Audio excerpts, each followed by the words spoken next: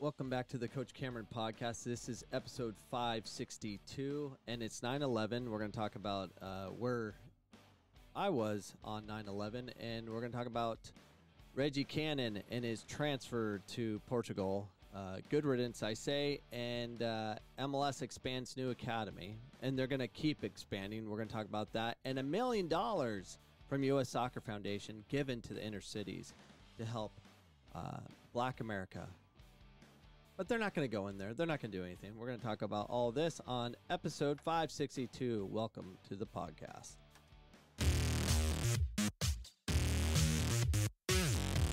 So where was I? So on 9/11, 2001, I was a PE teacher at Litchfield Elementary, and it happened, obviously, before school, living in Arizona.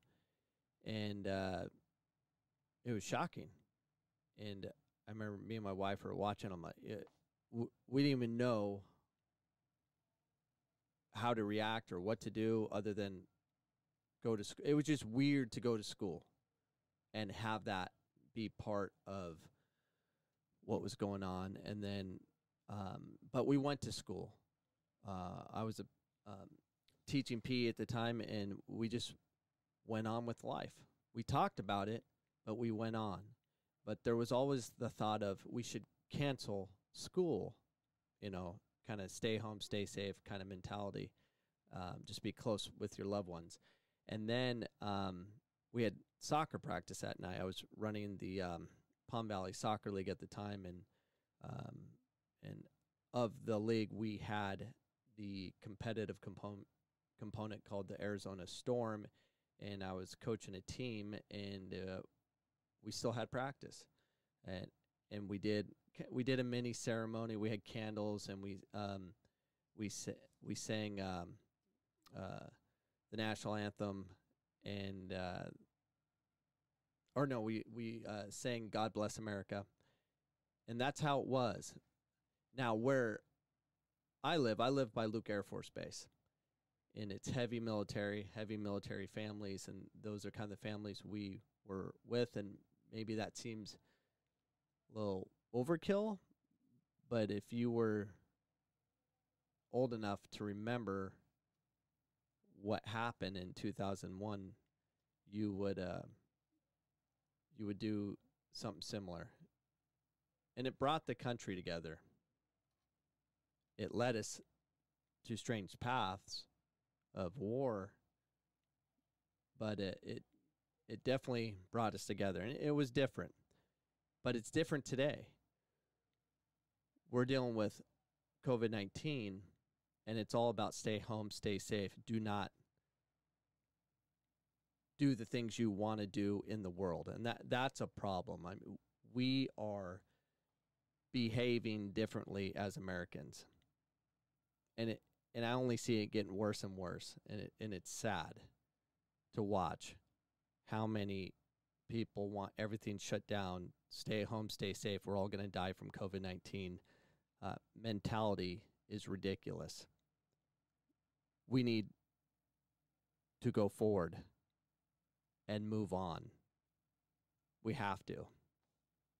The problem we're having now in Arizona, we met all the benchmarks to go back to school. And still, a lot of school districts refuse to open. And for school districts that are opening partially, they're not having their teachers come back. They're calling in sick.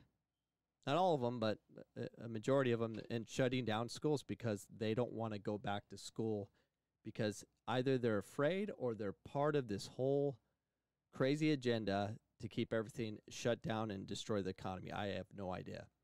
We're at war with ourselves right now. It's strange times in 2020, and we don't get along.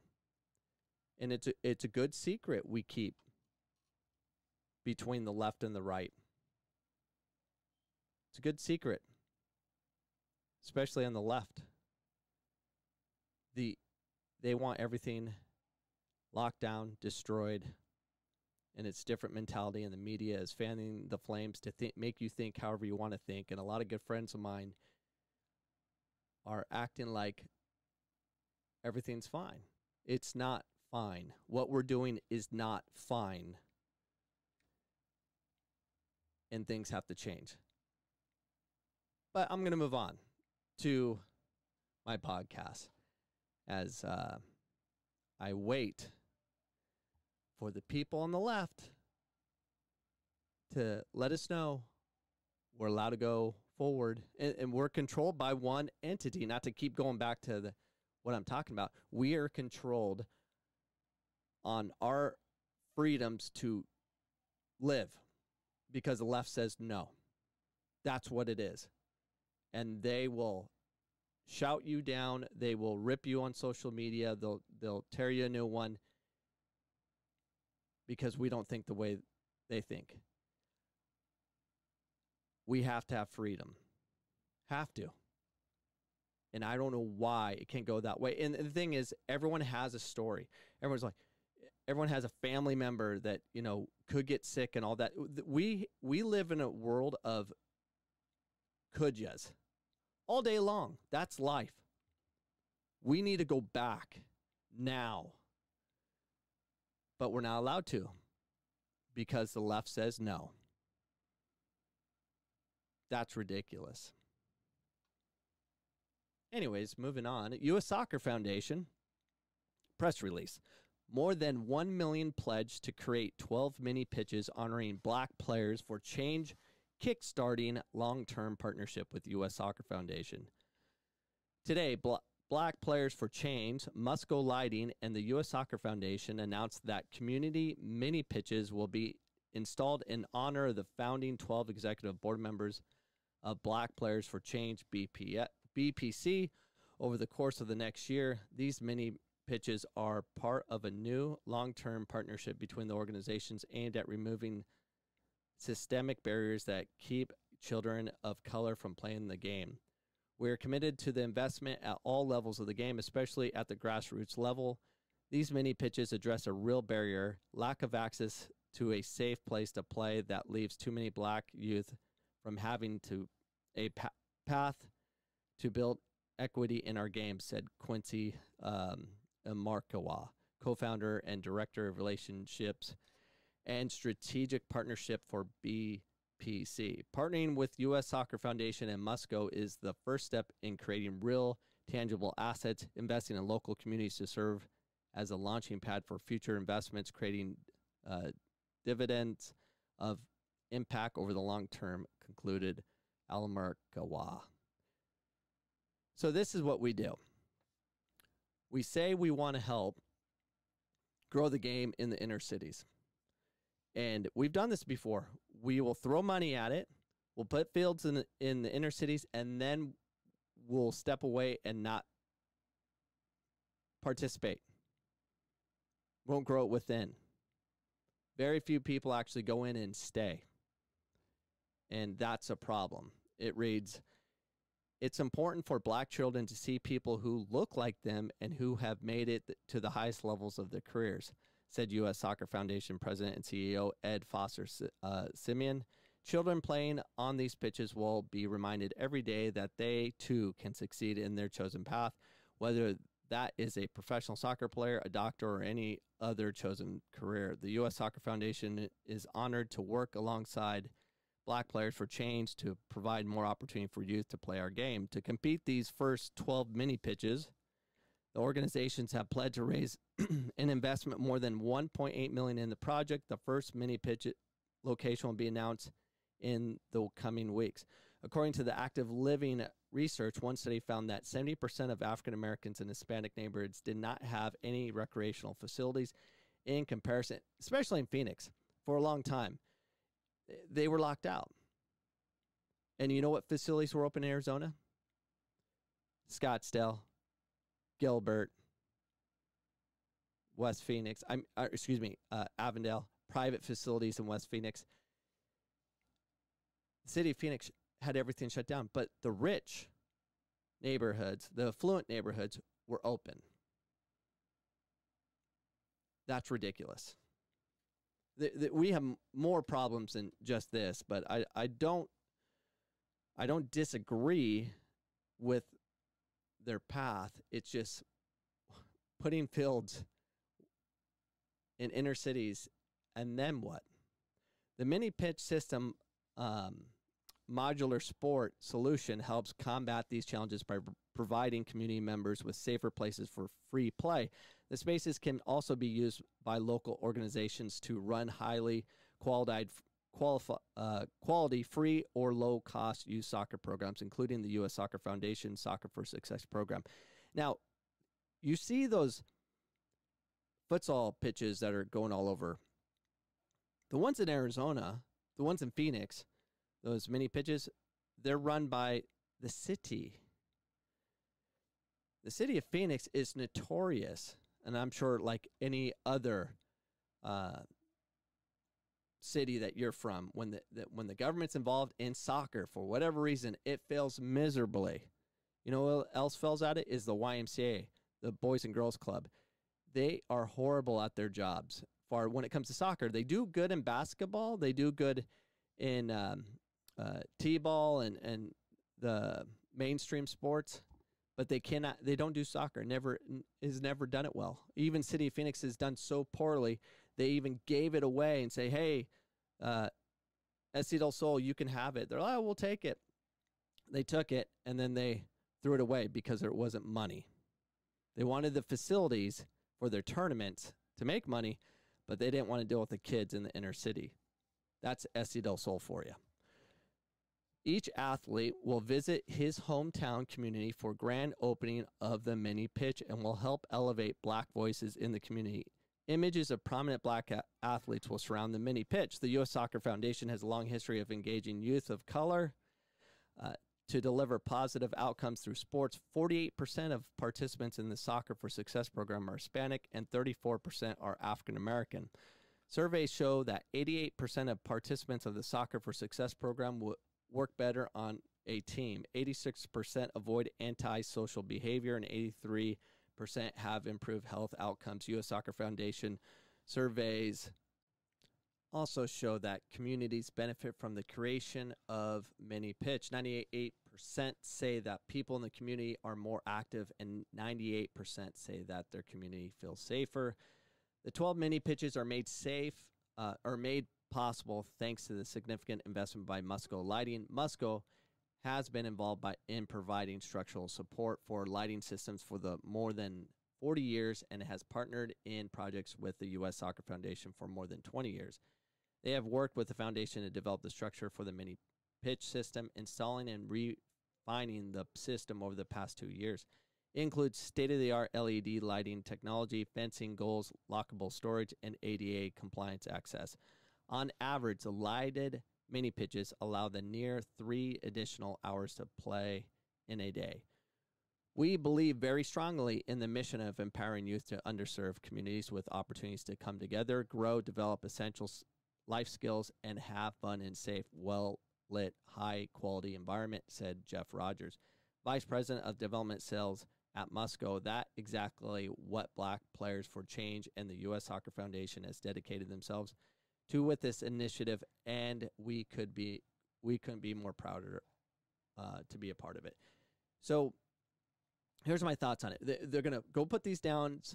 They're going to put money into it. They're going to give facilities, which is good. We need as much facilities as possible in as many communities as possible.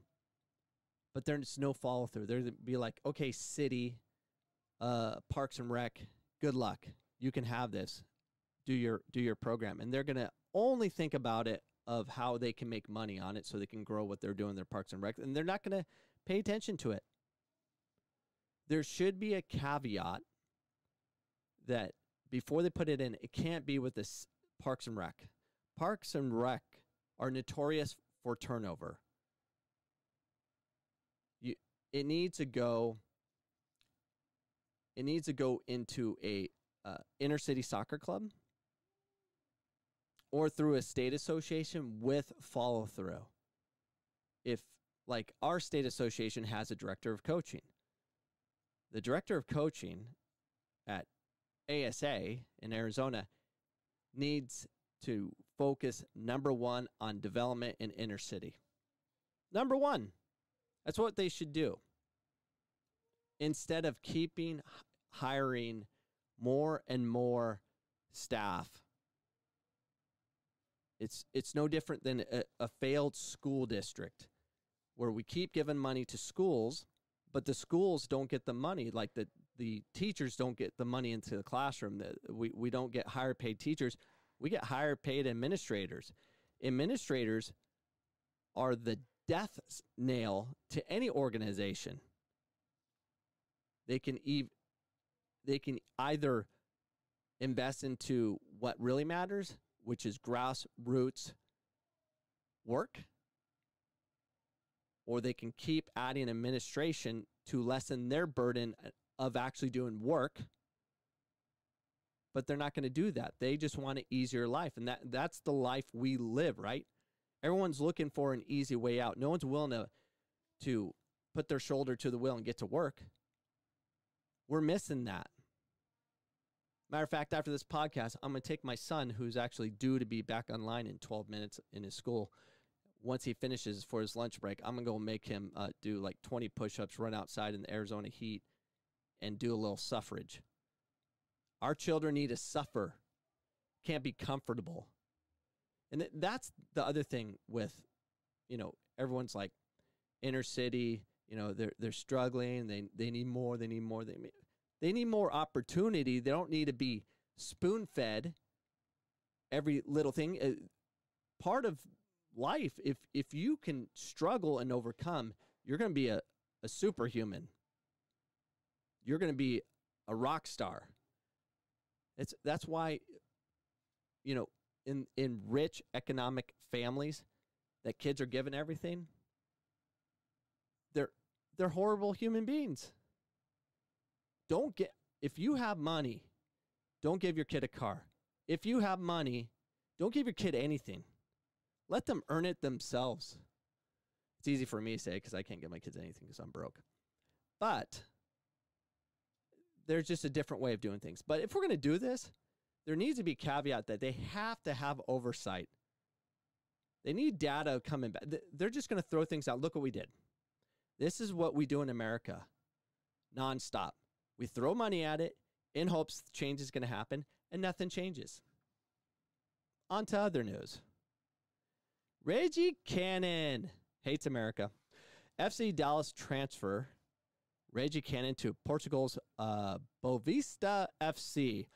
What? Is that like big time or something? FC Dallas announces on Wednesday that the club has transferred right back Reggie Cannon to the Portuguese First Division side Boavista FC, giving the U.S. men's national team defender a chance to continue his progression in Europe.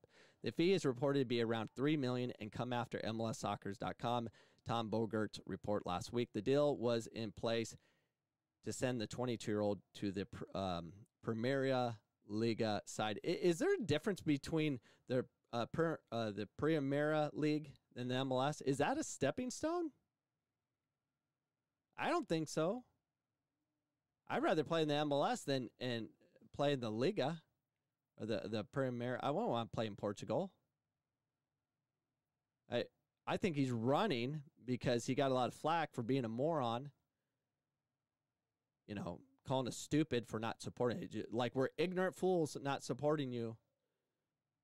Cannon signed a homegrown player deal with FC Dallas ahead of the 2017 campaign, then burst onto the scene in 2018 upon seizing a starting role. He departs MLS with 2 goals and 5 assists in 67 matches, continuing his linear progression after spending the 2016 season for the NCAA Division I program UCLA. Cannon carved out a greater U.S. men's national team role under head coach Greg Berhalter. Ooh, Greg Berhalter.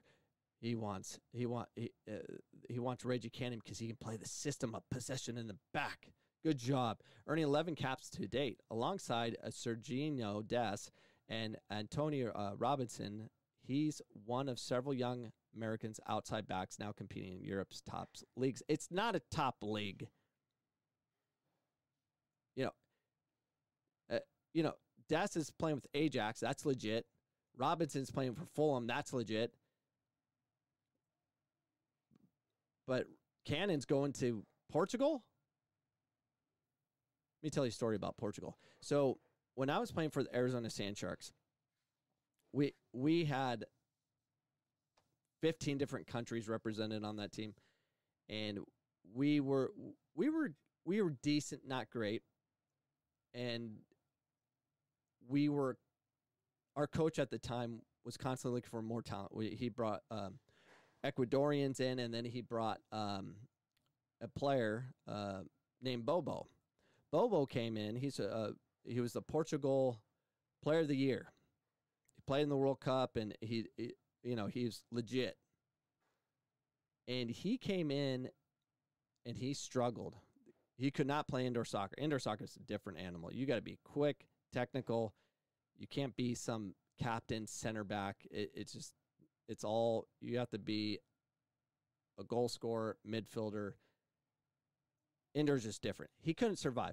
But Bobo was hilarious. So Bobo struggled. He knew he was struggling, and he came in and brought, because we didn't speak Portuguese and he didn't speak English, and he came with his yearbook showing all the pictures of what he did and all this stuff, and legit resume, crazy legit.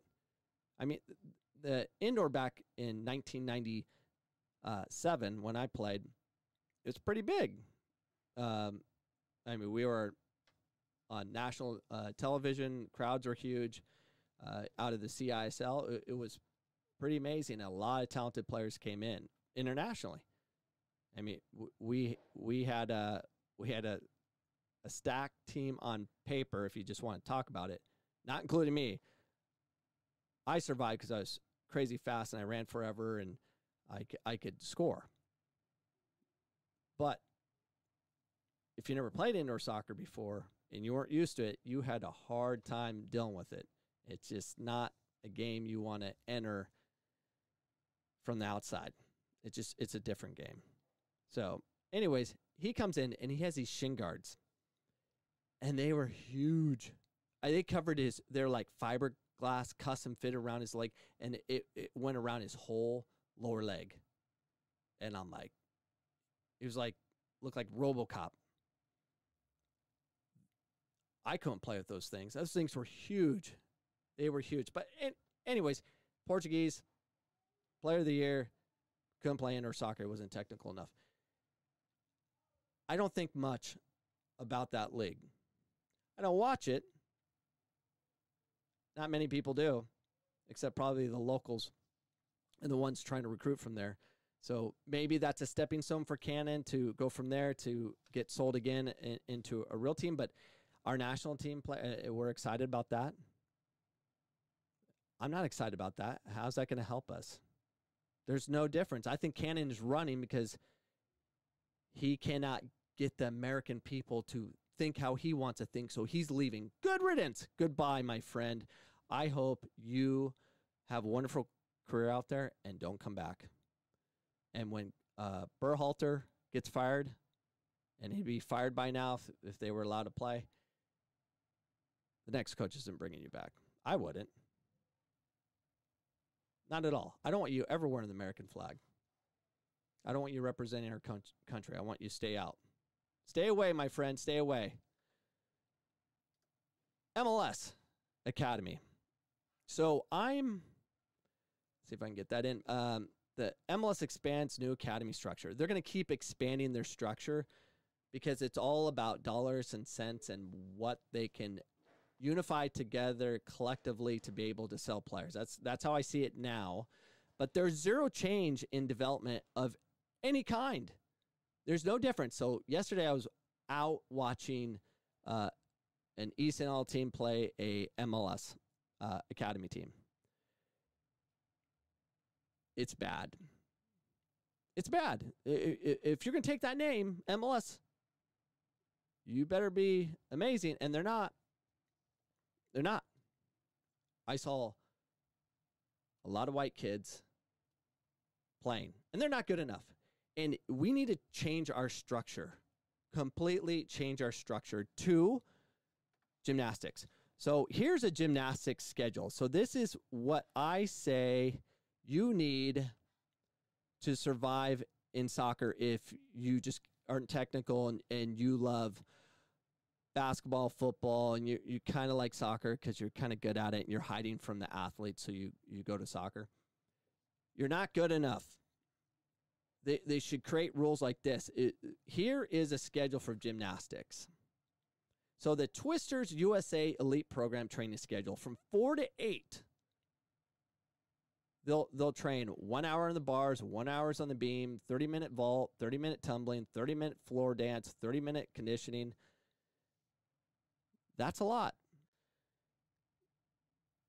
That's a training schedule. 30.5 hours per week. That's what you have to do, DA or MLS Academy kids that suck.